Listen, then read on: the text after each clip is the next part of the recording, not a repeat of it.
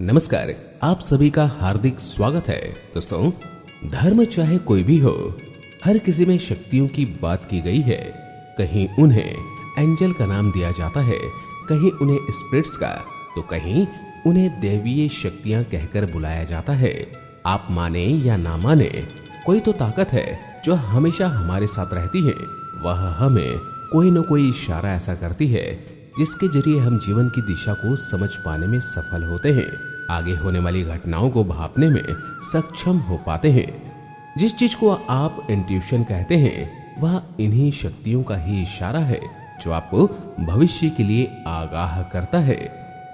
आध्यात्मिक संदेश, आध्यात्मिक संकेत, ये वो तरीके हैं जिनके जरिए हम समझ पाते हैं कि शक्तियां हमसे क्या कहना चाहती हैं, हमें किस ओर इशारा करना चाहती हैं।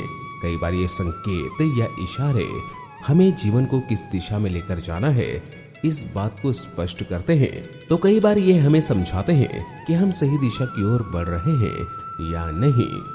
आपके सामने जो तस्वीर है वह भी कुछ इसी तरह की है। इस तस्वीर के जरिए आप इस बात को समझ सकते हैं कि आखिर ये दैवीय शक्तियां जिन पर आप विश्वास करते हैं, वह आपके लिए क्या आध्यात्मिक संदेश लेकर आई हैं। इस तस्वीर में 3 बोतलें दिखाई दे रही हैं और तीनों में एक चिट्ठी है। अगर आप अपने किसी काम के लिए एक ग्रीन सिग्नल की तलाश में हैं, आप किसी इशारे को ढूंढ रहे हैं, तो हो सकता है कि वह संदेश इसी किसी बोतल में हो जिसे आप चुनने वाले हैं। तो चुने अपने लिए एक बोतल। पहली बोतल। अगर आपने अपने लिए पहली बोतल का चुनाव किया है, तो यह इस बात का संकेत है कि आप स्वयं से उतना प्रेम नहीं करते जितना आप दूसरों से करते हैं। आपके लिए दैवीय शक्तियां ये संदेश लेकर आई हैं कि आपको खुद को महत्व देना शुरू कर देना चाहिए।